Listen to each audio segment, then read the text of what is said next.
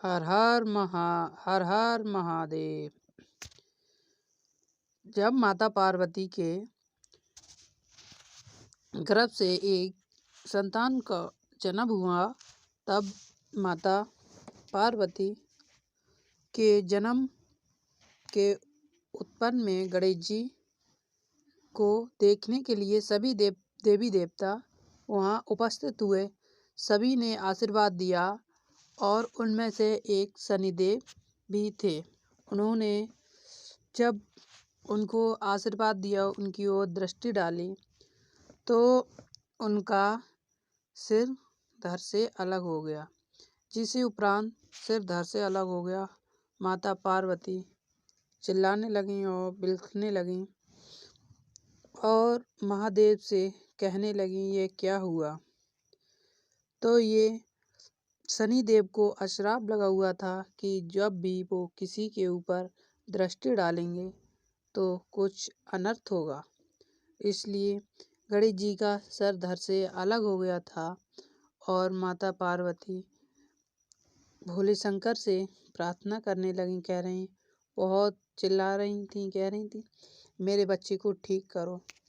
तो भोलेनाथ ने उन्हें, भोलेनाथ कहते हैं, जो एक बार निकला हुआ तीर से बाण और मुख से निकली हुई बोली जब भी किसी के साथ हो जाता है वो होता नहीं है, लौटता नहीं है। तो उन्हें बहुत समझाया, वो नहीं मानी। तब भोलेनाथ ने और सभी देवी देवताओं ने प्रार्थना की।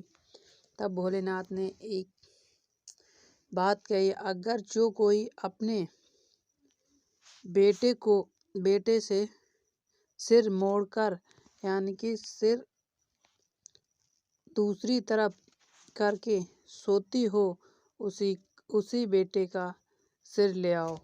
और इसी उपरांत देखते रहे, कोई कहीं नहीं मिला।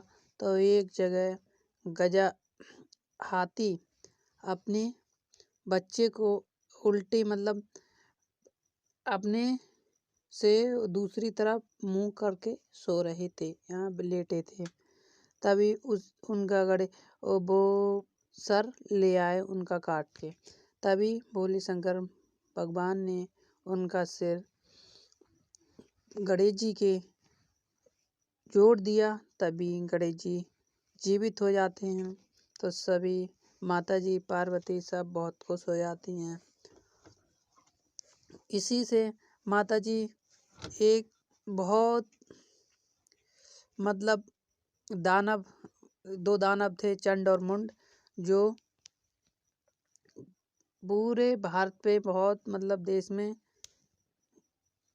सबके सिर काटते रहते और उन्हें विनाश कर रहे थे।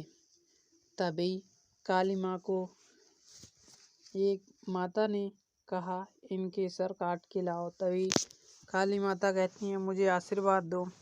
मैं जाती हूँ, उनसे आशीर्वाद लेकर, उनसे आज्ञा लेकर जाती हैं। तभी एक सेना में लड़ाई, वहाँ सेना लेकर वो आते हैं। तभी काली माँ कहती हैं, उन्हें समझाती हैं, कहती हैं, तुम रुक जाओ और मुझे चंड और मुंड के 2 सिर दे दो। तभी वो बहुत क्रोधित हो जाते हैं और वो अपनी सेना को बारी बारी से आगे भेजते हैं। सभी सेना को काली माँ मार देती हैं और फिर उनके बाद उनसे लड़ाई करती हैं। जिसके बाद काली माँ को बहुत गुस्सा आ जाता है। फिर उनके सर काट के माँ काली ले जाती हैं। इसी काली माँ इसलिए उनके सर काट रही थीं।